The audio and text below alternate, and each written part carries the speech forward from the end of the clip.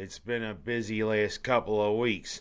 Of course, last week I didn't do the show because I was ill, so I got a little making up for it. But I will tell you, it's been a very busy one, especially with Trump in his first couple of weeks in office. Looks like he's already riled a whole bunch of people. Yeah, that march that occurred here in Seneca Falls, that was part of it, for supposedly women's rights here under the Trump administration. But also, there's been a couple of big things going on. First, he's riled up the Mexican president because he's following through on his plan to build that wall across the U.S.-Mexico border and make Mexico pay for it. And of course, the Mexican president already has said, "Oh, I had a visit coming to Washington. I'm not going to do it now because of what Trump said." What? Truth hurts, doesn't it? Yeah, thing is, a lot of your citizens have been coming across this border illegally for a lot of years. Of course, previous administrations, they just take them, they give them free health care, give them what they want. Plus, the thing is, these illegal immigrants are taking jobs away from the American people. Hey, it's about time someone finally got tough on this. Plus also, what about all the cartel and all the drug violence that's been spilling right at the border? And of course, there's also all the maquiladoras, all of those plants that are built right at the U.S.-Mexico border that pollute the landscape along Tijuana, Juarez, and other cities along the border. Well, take a look at the border there between Mexico and Guatemala. You see, it's a pretty fortified fence. You see there's razor wire. There's guard towers. Of course, you see how parts of some of the fences that partially cover the U.S.-Mexico border, not a lot of razor wire. They're high, yeah, but not a lot of that. Well, of course, Border Patrol agents are all along that area, but there still are some gaps there in the border. Of course, you look at the U.S.-Canadian border, it's pretty porous. But of course, with Canada, we don't have the problems that the U.S. has with Mexico.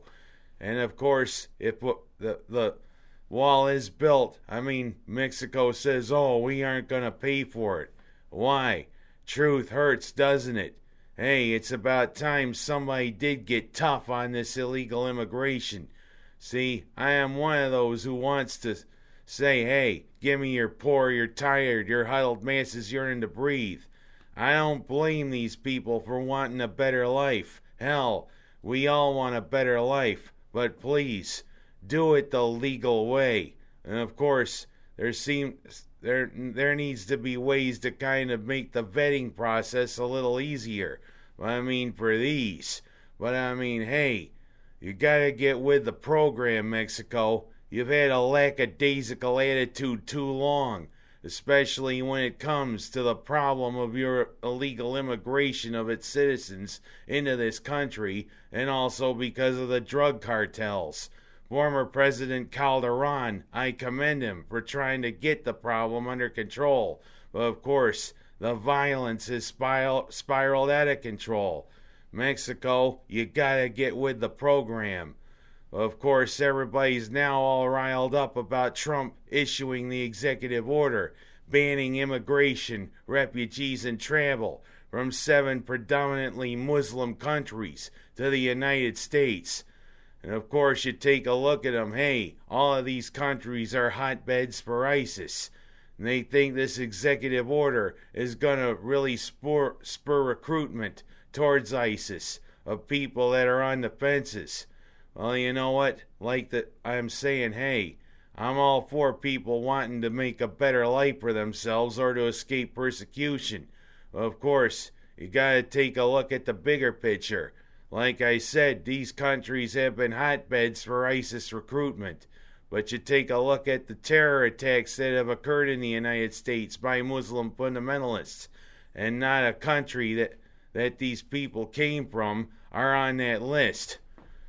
Some people are a little about this, and they say, hey, this discriminates because of their religion or because of their race. Well, you know what? Trump's covering all the bases. And I mean, I am a little on the fence about some of this because, hey, I still believe about 99% of Muslims aren't terrorists. They're nice, decent people trying to make a better life. But of course, you gotta go with Trump's idea on this. He's trying to stop people from bringing in and maybe radicalizing people that may be in this country, legally, mind you. How, I don't know. But I mean, they're probably on the fence about joining ISIS and doing harm to the United States. You see, I am the product of immigrants. My ancestors came from Ireland, from Germany, and from Hungary, wanting a better life. And I mean, many of the citizens in this area are descendants of immigrants. Many of them from Italy, many of them from Ireland, and other countries in Europe. They came here and made a better life for themselves. But you know, we gotta find some way to make the vetting process better, to weed out the bad apples who are coming from these countries here to the United States. And no, I'm not racist. No, I'm not being discriminatory. We gotta find ways to vet out the bad ones, to have the good ones come in who want to make a better life. But I mean, people are all up in arms. But hey, it's been 2 weeks. Trump ruffled a few feathers, which is what he planned to do, and he's doing it. So, I mean, we'll see what happens from now on, shall we? And I mean, we go from that to tomorrow. Hey, a big new economic engine is opening here in the Seneca County area, hopefully to bring a little bit of life back to this county. The $440 million Del Lago Casino and Resort opens its doors tomorrow. And of course, Seneca County has been waiting for this for 3 years. And I've seen some of the pictures inside the place. 2,000 slot machines, about 90 gaming tables, 6 restaurants, an entertainment center, plus also a food court, plus also a store from Mackenzie Childs. It looks as though it's ready to go and ready to serve. And of course, people are going to go out there, place their bets, try their luck, take a spin on the roulette wheel, take a hand at blackjack or baccarat, or play poker, or play craps. Well, the thing is, do you think I'm going to take a look at it? Yeah, but truthfully, I don't earn a lot of money, enough money, to where I can gamble. Heck, I'm probably going to check out some of the entertainment venue and that. Because look, we got some nice acts coming to the Vine. The first act, Bad Company, their concert's already sold out, if that's any indication. Of course, you got other acts coming like Jason Aldean. You got Bill Engvall, Joan Jett and the Blackhearts, and others coming to the Vine. We'll see how this casino will be. $440 million.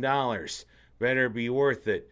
Of course, if I don't hit 21 when I play it, I'm going to hit the dealer with a blackjack, if you know what I mean. And of course, I'm probably one of the worst dice shooters there ever is. You know what I'm going to say when I lose on the come bet? Oh, crap. Well, we'll see how it is. The big economic engine, we're ready to go, Seneca County. And I go from talking to that to talking about it's been a pretty good week for the SU basketball team. Heck, it was at this time last year when the Orange finally decided to turn things around. When they were 13-7.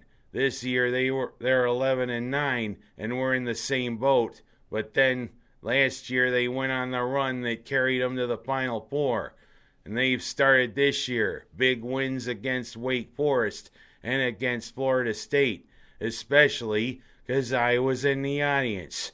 Yeah, I got there to see Tyler Lydon make like Sir Mix-a-Lot. But hey, Sir Mix-a-Lot could have said, hey, look at that. Even white guys got the dunk. Baby got back.